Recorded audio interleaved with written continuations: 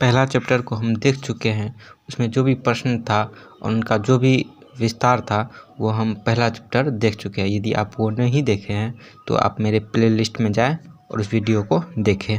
ठीक है, आप दूसरा चैप्टर को देखते हैं ANC 01 का। देखिए दूसरा चैप्टर क्या है।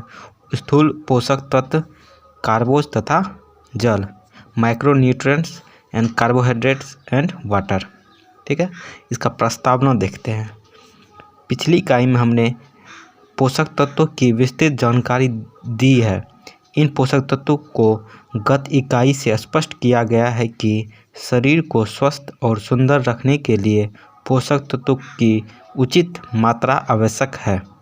इन पोषक तत्वों को रासायनिक संरचना और गुणों के आधार पर 5 वर्गों में बांटा गया है। ये वर्ग है कार्बोज, वसा, प्रोटीन, विटामिन तथा खनिज लवण। उल्लेखनीय है कि जल को भोजन तथा पोषक तत्व दोनों का दर्जा दिया गया है। हमारे भोजन का अधिकांश भाग कार्बोज, प्रोटीन, वसा तथा जल से मिलकर बना होता है। इन्हें स्थूल पोषक तत्व कहते हैं।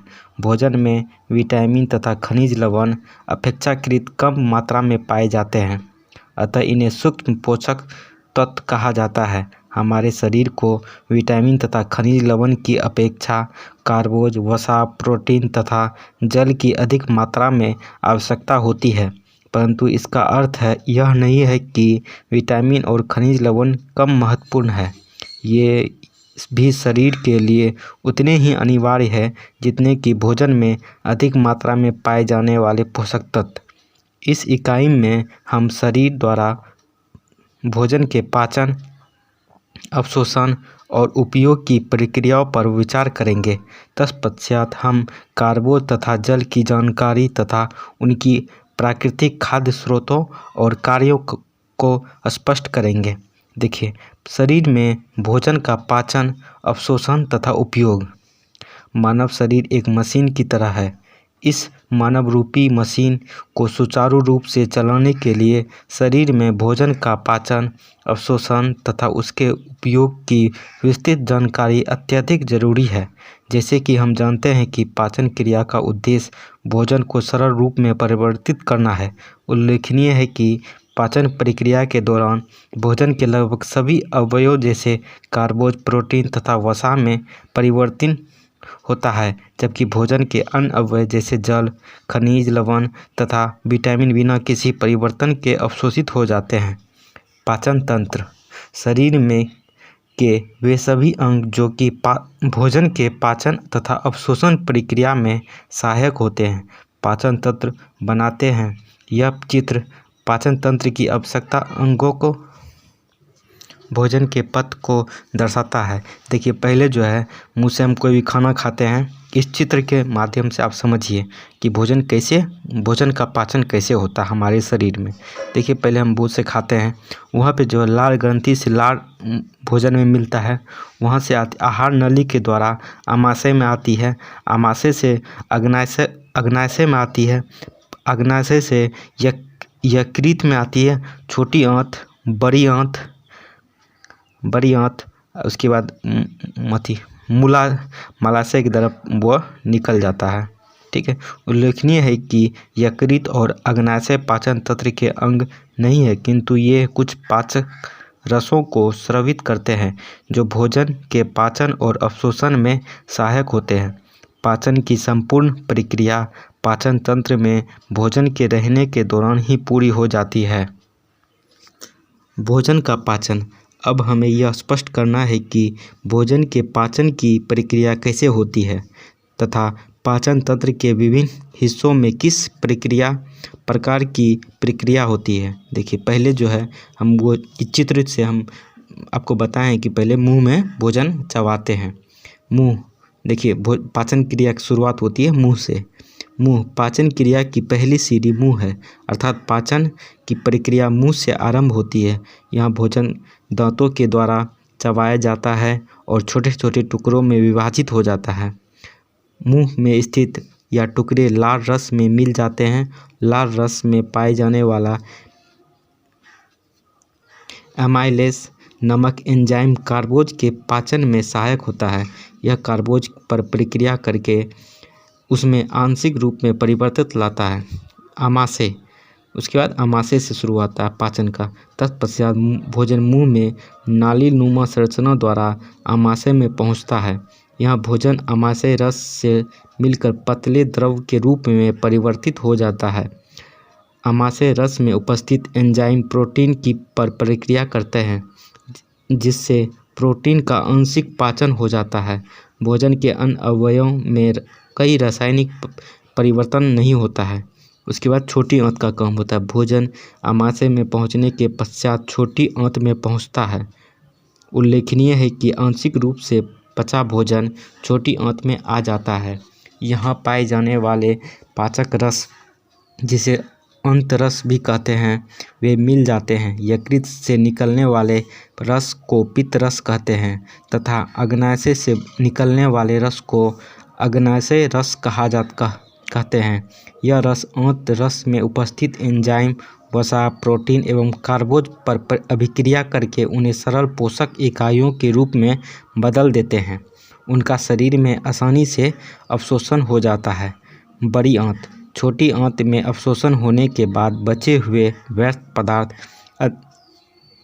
अधिक मात्रा जल की मात्रा के साथ बड़ी आंत में जाते। बड़ी मात्रा में अतिरिक्त जल पुनः अवशोषित कर लिया जाता है तथा बचा हुआ जल और ठोस पदार्थ मल के रूप में शरीर से बाहर आ जाता है।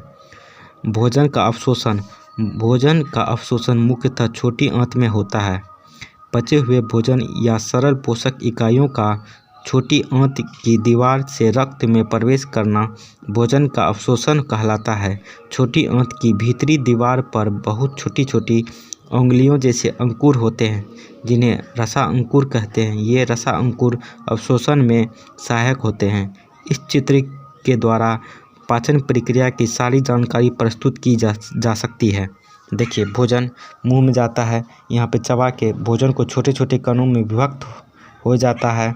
वे स्टार्च युक्त भोजन का पाचन शुरू होता है। यहाँ लार भी चबा के लार मिल जाता है। लार से अग्नाशय में आता है। अग्नाशय रस में भोजन का मिलना एवं प्रोटीन के छोटे छोटे कणों में टूटना। वहाँ से फिर छोटी आंत में आती है। स्टार्च एवं ग्लूकोज में बदलना, वे प्रोटीन का एमिनो एसिड में बदलना पूरा हो जाता है।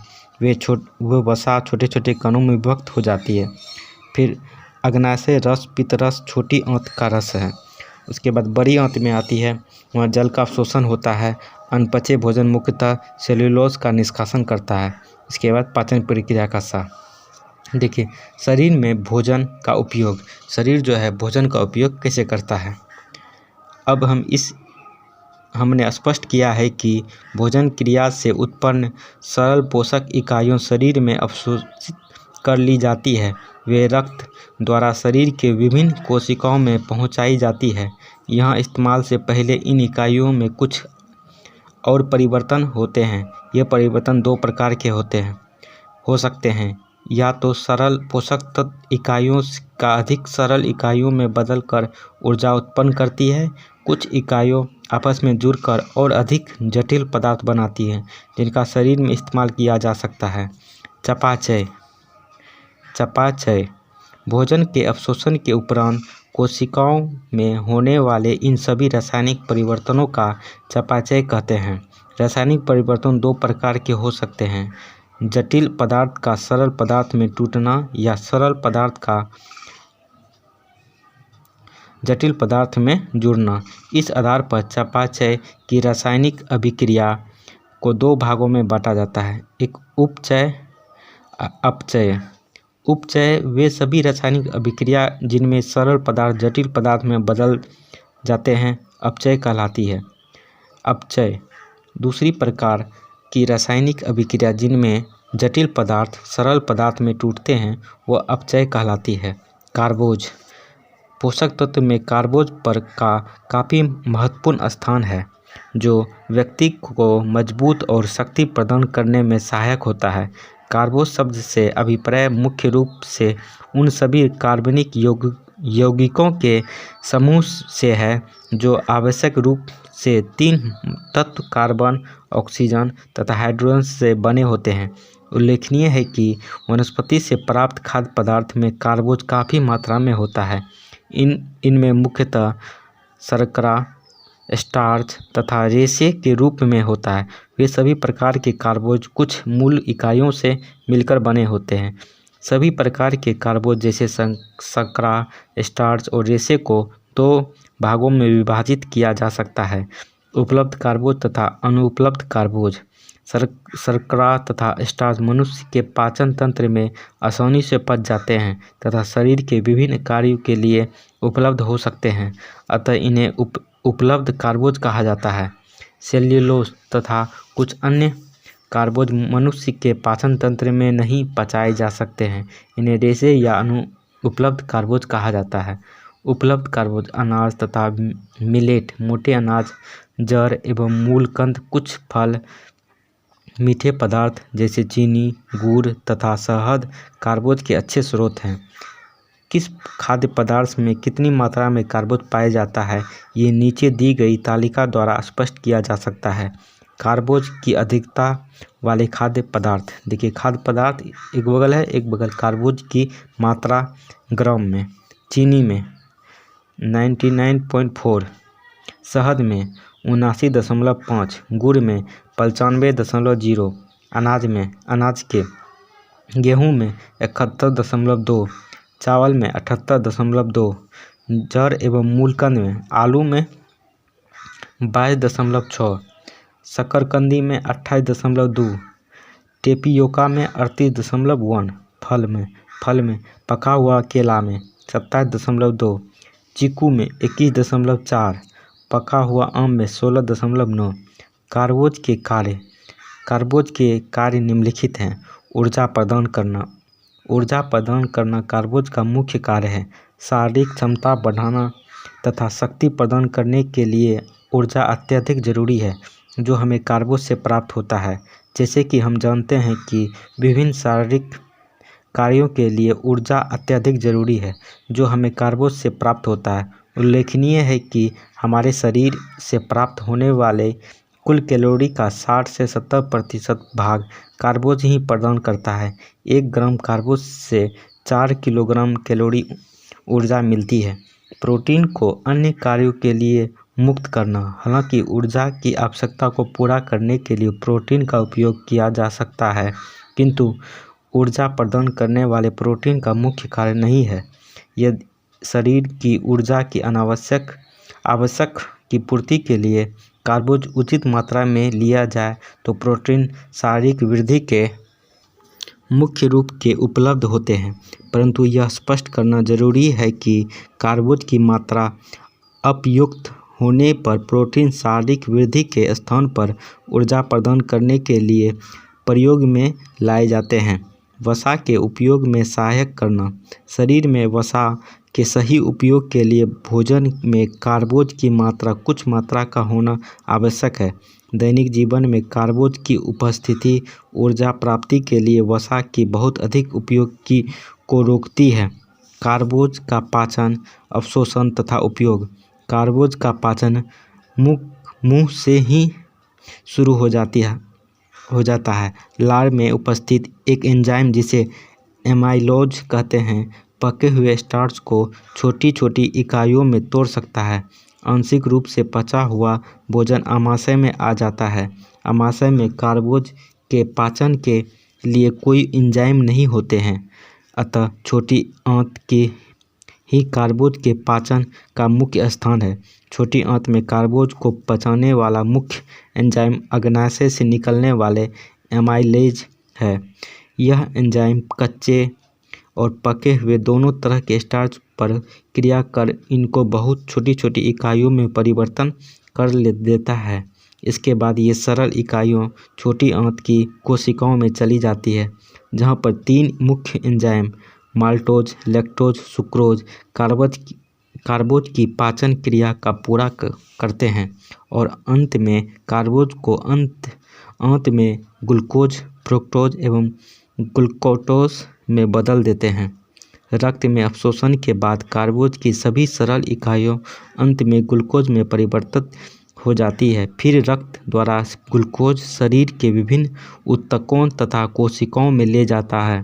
शारीरिक कार्य पूरा होने के पश्चात अतिरिक्त ग्लूकोजन के रूप में परिवर्तित होकर यकृत एवं मांसपेशियों में एकत्र हो जाता है।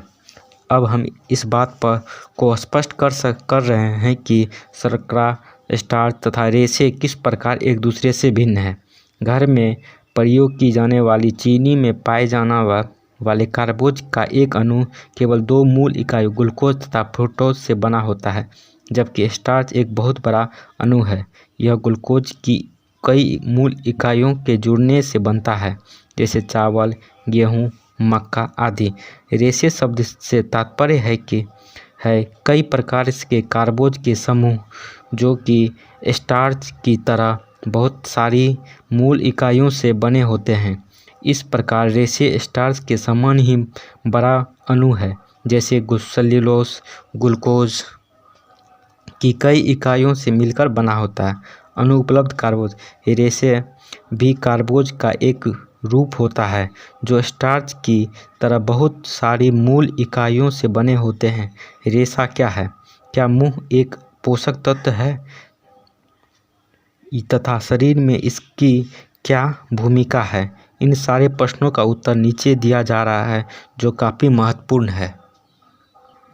रेशा उन सभी अपचय कार्बोज जिन्हें पाचन में पचाया नहीं जा सकता है का समूह है, जो वनस्पति से प्राप्त खाद्य पदार्थ में पाए जाते हैं।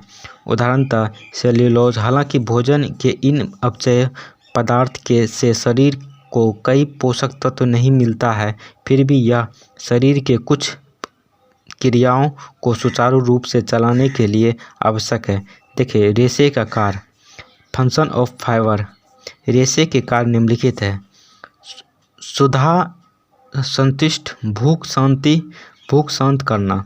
हम जानते हैं कि पाचन प्रक्रिया में रेशे में कई रासायनिक परिवर्तन नहीं होते हैं, फिर भी पाचन तंत्र में इसका कुछ अवयव जल सोख कर फूल जाते हैं तथा भोजन को भारी बना देते हैं, जिससे हमारा पेट जल्दी भर जाता है। मल निष्कासन। रेशे मल निष्कासन में मुख्य भूमिका अदा करते हैं। मल में उपस्थित रेशे जल सोखकर मल का मुलायम बनाते हैं, जिससे शरीर से मल का निष्कासन आसानी से हो जाता है। इसी कारण से रेशे का उपयोग कब्ज को रोकने में सहायक होता है। इसलिए छिलके सहित दालों और रेशेदार सब्जियों का खाना स्वास्थ्य के लिए लाभदायक होता है। कुछ बीमारियों जैसे कैंसर, मधुमेह तथा दिल की बीमारियों की रोकथाम। कुछ शोध कार्यों द्वारा ज्ञात हुआ है कि रेशे कुछ बीमारियों की रोकथाम में काफ़ी मदद करते हैं। उदाहरणतः दिल की बीमारियों, मधुमेह तथा बड़ी आंत का कैंसर आदि। रेशे का हमारे दैनिक जीवन में काफ़ी प्रयोग किया जाता है।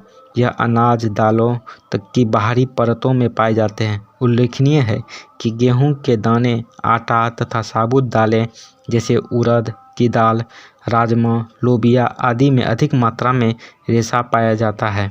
सब्जियों, फलों के छिलके तथा बीजों में भी रेशा पाया जाता है।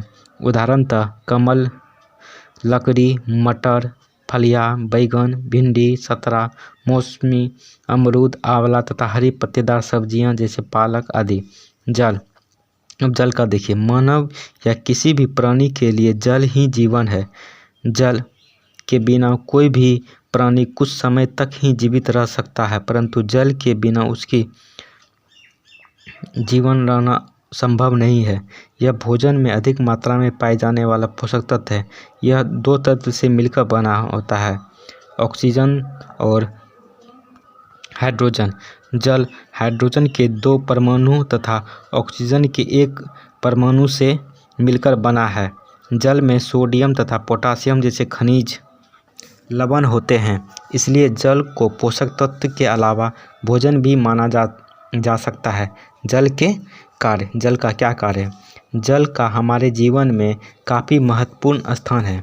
क्योंकि ये हमारे शरीर का मुख्य अवयव है।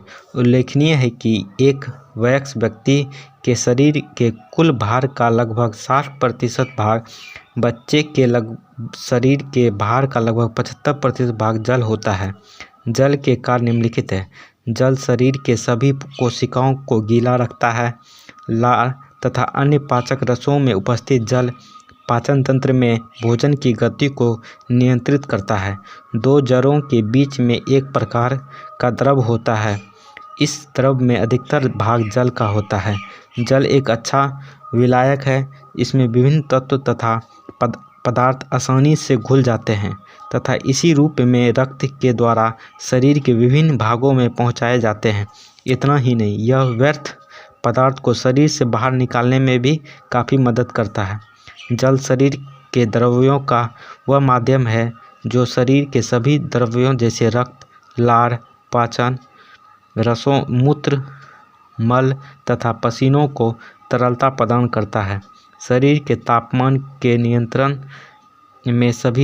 में भी जल मुख्य भूमिका अदा करता है। सामान्य परिस्थितियों के मानव शरीर का तापमान 98.4 डिग्री फ़ारेनहाइट तथा या 37 डिग्री सेंटीग्रेड होता है। हम जानते हैं कि कार्बोज, वसा तथा प्रोटीन के ज्वलन से ऊर्जा उत्पन्न होती है। जल ही इस ऊष्मा को शरीर में पहुंचाने में पूरी मदद करता है। यह यहाँ स्पष्ट कर देना जरूरी है कि पाचन क्रियाओं में जल के स्वरूप में कई परिवर्तन नहीं होता है। इसी रूप में यह शरीर में अवशोषित हो जाता है। जल के स्रोत निम्नलिखित है। तरल रूप में जल हमें मुख्यतः साधारण जल तथा पेय पदार्थ एवं कुछ खाद्य पदार्थ से प्राप्त होता है। उल्लेखनीय है कि हम दैनिक जीवन में कई तरल पदार्थ का उपयोग करते हैं, जैसे चाय, कॉफ़ी, फलों के रस आदि। इन सारे तरल पदार्थ के माध्यम से हमारे शरीर में जल पहुंचता है। ठोस खाद्य पदार्थ में जल, बहुत से ऐसे खाद्य पदार्थ हैं जिनमें जल अदृश्य अवस्था में होता है, जैसे पालक, कद्दू, मटर, सेब, गाय का दूध, गेहूँ, चावल, चने की दाल आदि। चयापचय क्रियाओं द्वारा उत्पन्न जल, जैसे कि हम जानते हैं कि चयापचय क्रिया द्वारा उत्पन्न जल एक स्रोत है। हमारे शरीर में पहुंचने वाले जल का कार्बोज के चयापचय रासायनिक अभिक्रियाओं के फलस्वरूप भी शरीर में कुछ मात्रा में जल बनता है। इस प्रकार वसा और प्रोटीन के चयापचय की अभिक्रिया भी शरीर में जल बनाती है। इस प्रकार हम देखते हैं कि हमारे शरीर के ऊपर वर्णित 3 स्रोतों से जल प्राप्त होता है। विभिन्न रासायनिक क्रियाओं में इस्तेमाल होते समय शरीर से कुछ मात्रा में जल बाहर निकल आता है। यह निष्कासन शरीर के विभिन्न अंगों जैसे गुर्दों, त्वचा, फेफड़ा तथा पाचन तंत्र के द्वारा होता है। त्वचा द्वारा वाष्पीकरण या पसीने के कारण शरीर से बड़ी मात्रा में जल बाहर निकलता है। कुछ मात्रा में यह लार तथा मल के रूप में भी बाहर निकलता है। सामान्य परिस्थितियों में ग्रहण किए गए जल तथा निष्कासित जल की मात्रा में संतुलन बना रहता है, जिसे जल संतुलन कहते हैं, वाटर बैलेंस कहते हैं। इस वीडियो में हम चैप्टर 2 के पहला पार्ट का हर टॉपिक अच्छे से पढ़ा दिए हैं। अब इस पे जो प्रश्न बनेगा उसको हम आने वाले नेक्स्ट वीडियो में बता देंगे। यदि आपको ये वीडियो अच्छी लगी होगी तो आप मेरे चैनल को सब्सक्राइब करें और नोटिफिकेशन का बेल आइकन जरूर दबा दें, ताकि इस चैप्टर के जो प्रश्न होंगे उसको हम डालेंगे तो आप तक पहुंच सके। चलिए, थैंक यू, जय हिंद।